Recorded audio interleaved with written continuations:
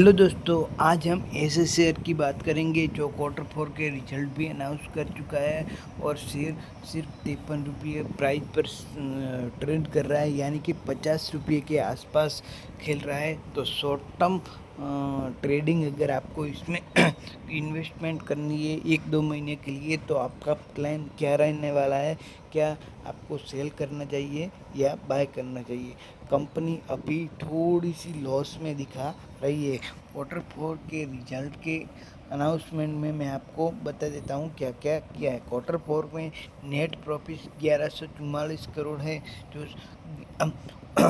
पिछले साल की सरखामणी में 6% का माइनस गेन दिखा रहा है।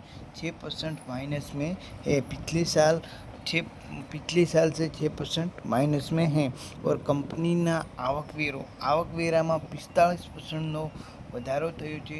તો આ કંપની ભવિષ્યમાં તમારે શોર્ટ ટર્મ ટ્રેડિંગ કરવું હોય તો પણ બાય કરી શકો છો અને બાયની પોઝિશન બનાવી શકો છો 55 થી 60 વચ્ચે।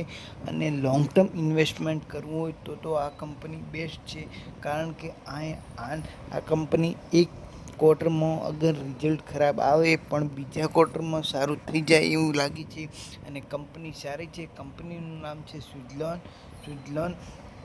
તો આ કંપની પર તમે ભરોસો કરી અને બાય કરી શકો છો।